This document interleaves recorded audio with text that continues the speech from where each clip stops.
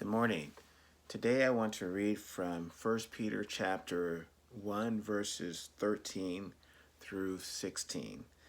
And it's about holy living. And I know as soon as we hear that, we kind of think all kind of crazy things about what holy living is. And so just stay with me for a few minutes as we go through this. So starting with verse 13, it says, "So prepare your minds for action and exercise self-control. Put all your hope in the gracious salvation that will come to you when Jesus Christ is revealed to the world." Now I want to look at that. It says, put all your hope in the gracious salvation that will come to you when Jesus Christ is revealed to the world. And so it says, put all your hope there. That means such a small word, all, three letters. But what it's saying there is talking about the totality of everything, that all your hope, everything that you hope in, and we hope in a lot of things. We hope that we get a raise. We hope that we can get off next week. We hope that our money will last throughout until next payday. We hope that just for all different types of things, for football season to start. I mean, there's so many things that we hope for. But that word hope really means to have confident expectation.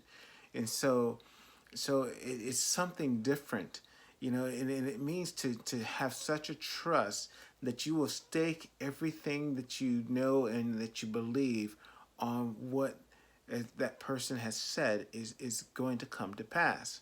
And so God is telling us here, or telling us in his word, says, put all your hope in the gracious salvation that will come to you when Jesus Christ is revealed to the world.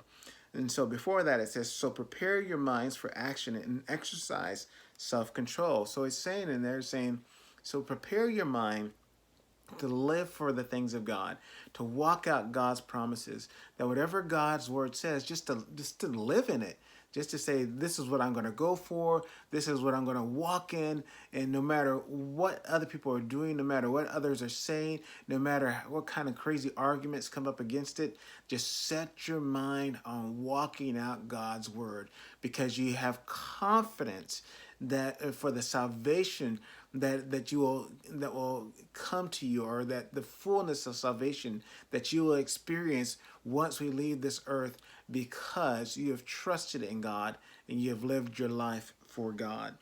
And it continues on and it says, so you must live as God's obedient children. Do not slip back into your old ways of living to satisfy your own desires. You didn't know any better then, but now you must be holy in everything you do, just as God chose you is holy. For the scriptures say, you must be holy because I am holy. Now, again, this is a word that kind of gets lost to us. It's one of these words that we kind of sort of know what it means, the word holy.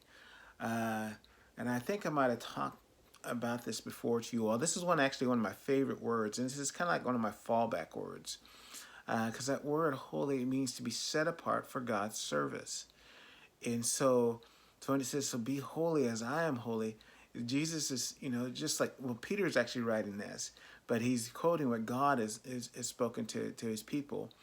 And so in this, it's saying, just as Jesus lived this life set apart for the Father's service, that this is how we're to live our lives. So in everything we do, we live it for God, for worship to God.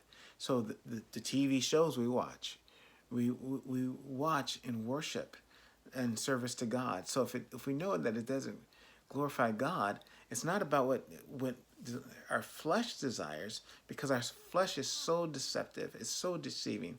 That's how Adam and Eve fell, is because they gave into the desires of the flesh, what their flesh desired and craved. And so we can see that if we just live according to our flesh and what we want, that it can lead to destruction. And so Peter's saying there's a way to live, well, there's only one way to live if we're believers, and that's with the understanding that our life is meant to be a service to God. And so it doesn't matter what happens. It doesn't matter who lets us down. It doesn't matter if somebody promises something to us and they don't deliver. It doesn't matter if people treat us as insignificant. None of that matters, because we know that God has designed our life for a purpose, and that if we live our life for God, then God's will be done.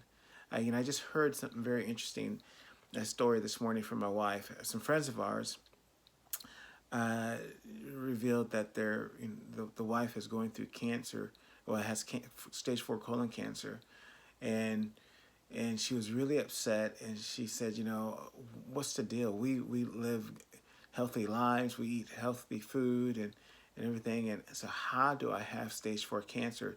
And she became so frustrated and just in deep despair. And then she said that her husband said something to her that completely transformed her thinking. And what he said to her, he said, he told his wife, said, your body belongs to God. You're just a steward of your body, but your body belongs to God. And God can do whatever he wants with your body. And he kind of related to a hurricane. He said, let's say you rented a house, or you managed a house or rented a house, and then a hurricane comes and destroys the house. Well, did you cause the hurricane? Did you make the hurricanes destroy your house? No, there's nothing you can do about it.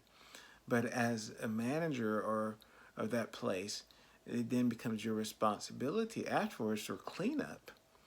But the house belonged to God or to someone else, and the hurricane belonged to God. And so all you can do is just trust that God has a plan. Even in the midst of very difficult times, as we see in God's word, we see the people of God suffered a lot of persecution. And I truly believe one of the reasons that happens is God is trying to show us is, listen, your life that you live for me is not for the pleasures of this world, but it's for an eternal relationship with me, where you experience true joy and true fullness when you leave upon this earth. But on this earth, I want you to fix your eyes on me and trust in me and have a genuine relationship with me. So no matter what comes your way, you always show that your heart belongs to me, and that you have complete hope in me and confident expectation that all I said will come true, and that you live your life for me and not for the pleasure of things on earth. Well, this is Chaplain Michael. I pray you have a blessed day. God bless you.